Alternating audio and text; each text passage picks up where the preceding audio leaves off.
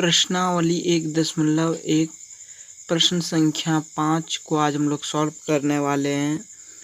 इस क्वेश्चन में लिखा गया है कि यूक्लिड विभाजन प्रमेयिका का प्रयोग करके दर्शाइए कि किसी धनात्मक पूर्णांक का घन 9m+1 या फिर 9m+8 के रूप का होता है। इसको दर्शाने के लिए हम लोगों को प्रयोग करना है यूक्लिड विभाजन प्रमेयिका। यूक्लिड विभाजन प्रमेयिका क्या होता है? यूक्लिड विभाजन प्रमेयिका शेषफल प्रमेय होता है, यानी कि भाज्य बराबर भाजक गुणे भागफल जोड़ शेषफल। और यहाँ भाज्य को a माना गया है और भागफल को q और शेषफल को r। तो यानी कि यूक्लिड विभाजन प्रमेयिका से क्या प्राप्त होता है? a बराबर bq + r। इसी का हम लोग प्रयोग करेंगे। पिछले प्रश्नों में इनको हम लोग विस्तार से समझे हैं यूक्लिड विभाजन प्रमेयिका क्या होता है। अब इनको दर्शाने के लिए सबसे पहले लिखते हैं माना ए कोई धनात्मक पूर्णांक है। ए कोई धनात्मक पूर्णांक है।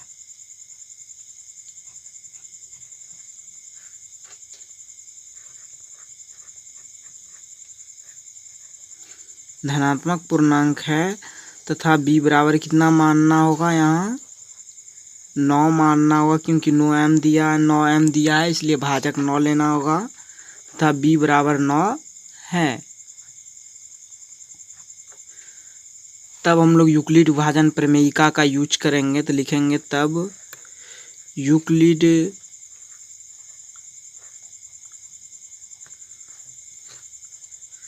विभाजन प्रमेयिका से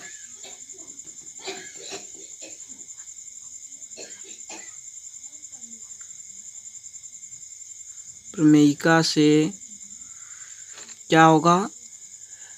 यूक्लिड विभाजन प्रमेयिका से क्या होगा? a बराबर bq + r। तो a बराबर b के स्थान पर कितना लिखना होगा? 9 लिखना होगा, 9q + r। और हम लोगों को पता है कि जो r होता है क्या होता है? वो हमेशा b से छोटा होता है, यानी कि भाजक से क्या होता है? छोटा होता है। 0 से क्या होता है? वो बड़ा होता है। तो r का संभवतः मान क्या क्या होगा? 0, 1, 2, 3, 4, 5, 6, 7, 8 होगा, हम सबको पता है। उसके बाद हम लोग एक एक करके r का मान जो है समीकरण 1 में, यानी कि इसमें मान रखते हैं, देखते हैं क्या प्राप्त होता है। चलिए सबसे पहले लिखते हैं r बराबर 0 समीकरण 1 में रखने पर। समीकरण किस में रखने पर? 1 में रखने पर।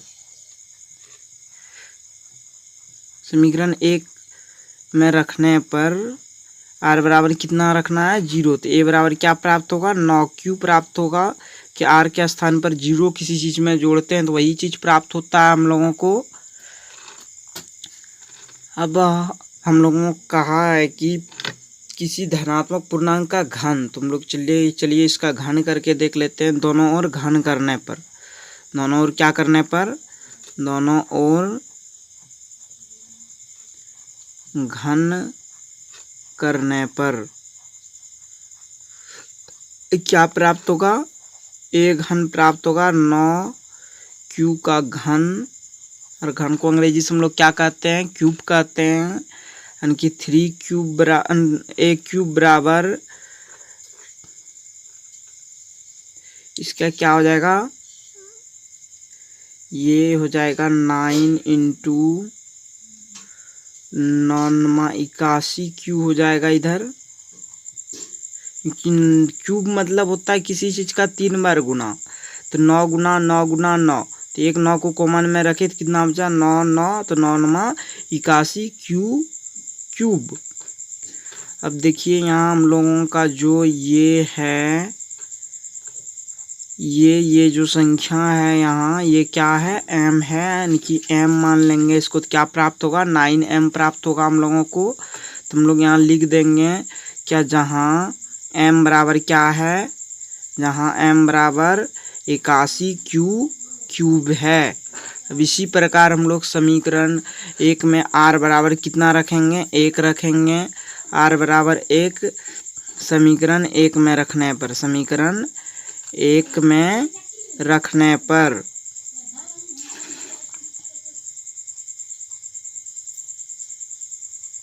तो क्या प्राप्त होगा? a बराबर होगा बी क्यू प्लस आर, यानी कि बी के स्थान पर यहाँ 9 है तो 9q प्लस आर के जगह कितना लिखना है हम लोगों को? यहाँ 1 लिखना है तो 1 लिख दिए। अब चलिए इनका क्या करते हैं हम लोग, दोनों ओर घन करते हैं, क्योंकि घन पूछा है, यहाँ किसी धनात्मक पूर्णांक का घन बोला है इसमें, तो इनका घन करते हैं तो क्या होगा? a क्यूब यानी कि a घन और इसका होल पर घन यानी कि क्यूब। तुम लोगों को पहले से पता है, क्या पता है कि इनका सूत्र क्या होता है? a प्लस बी का होल क्यूब का सूत्र क्या होता है? तो a क्यूब और b की a प्लस बी का होल क्यूब का सूत्र क्या होता है? चलिए यहाँ बगल में हम लिख दें, चूंकि a प्लस बी का होल क्यूब का सूत्र होता है a cube plus B cube plus 3a square B plus 3ab square, 3ab square, यही होता है सूत्र हम लोगों का, यानी कि a प्लस बी का होल क्यूब का सूत्र होता है। तो क्या लिखेंगे यहाँ? a cube plus B cube plus 3a square, a के जगह कितना लिखना होगा? 9 क्यूब का स्क्वायर इंटू बी कितना है? 1 है, और फिर लिखेंगे 3ab स्क्वायर, 3ab कितना है? 1 का स्क्वायर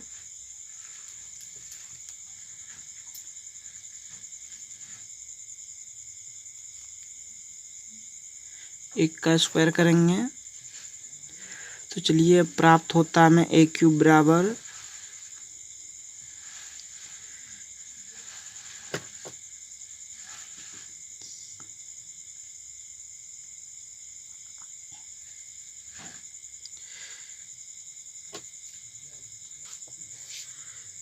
चलिए अब जो क्यू वाला है उसको एक जगह कर लें ताकि हम लोग कॉमन ले सकें।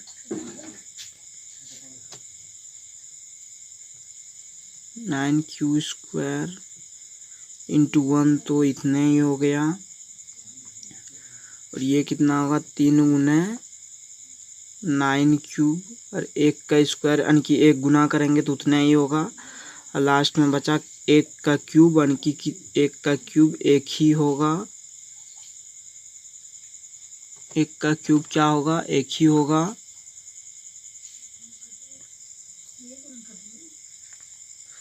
तो 9 को कॉमन करते हैं तो कुछ इस तरह प्राप्त होता है हम लोगों को।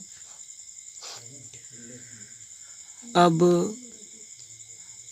यहाँ से यहाँ तक को अगर यदि हम m मान लें तो क्या प्राप्त होगा? a क्यूब बराबर 9m प्लस 1 प्राप्त होगा, जहाँ m बराबर क्या होगा? जहाँ m बराबर होगा 81 क्यूब प्लस 27 क्यू स्क्वायर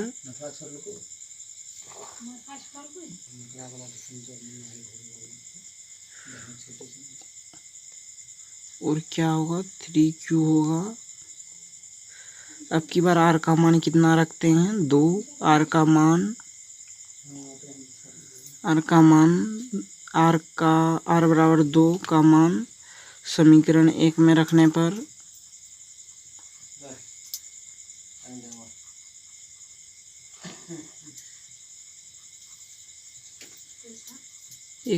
पर क्या प्राप्त होगा?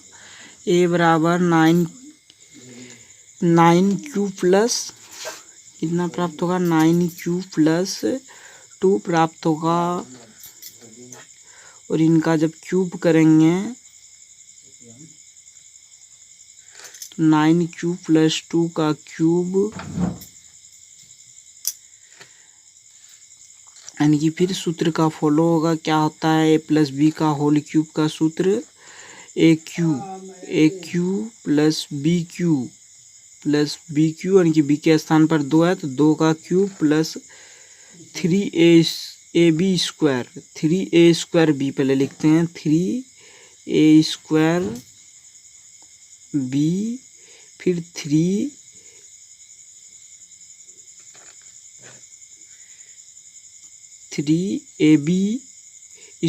ए कितना है? 9 और स्क्वायर किसका? 2 का स्क्वायर। कुछ इसी तरह है। तब लिखते हैं हम लोग a³ बराबर 81 क्यूब जी प्लस 2 दूना 4 4 दूना 8 हो जाएगा। ये कितना होगा? 9 गुने 9 27 क्यू स्क्वायर कि 27 गुने 2 क्यू स्क्वायर प्लस कितना होगा? 2 दूना 4 4 12 9 गुने 12 क्यू।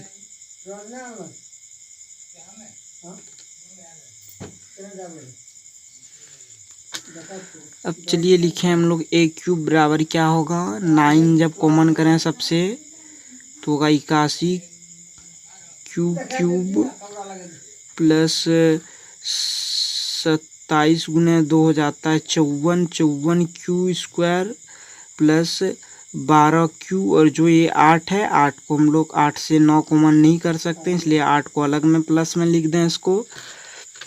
हम जो यहाँ से यहाँ तक है इसको अगर यदि m मान लें तो क्या प्राप्त होगा? हमारा a³ बराबर 9m प्लस 8 प्राप्त होगा।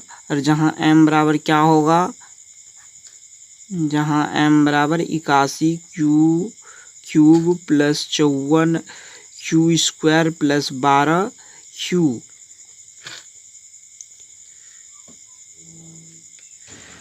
हम लोग लिख सकते हैं a बराबर क्या क्या प्राप्त हुआ है हमें। एक पहला बार तो a बराबर 9m प्राप्त हुआ और दूसरा बार क्या प्राप्त हुआ? 9m प्लस 1 प्राप्त हुआ और तीसरा बार क्या प्राप्त हुआ है? 9m प्लस 8 प्राप्त हुआ है। तो लिख सकते हैं हम लोग कि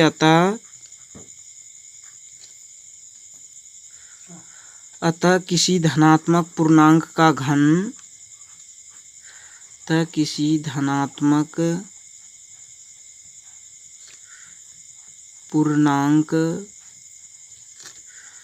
का घन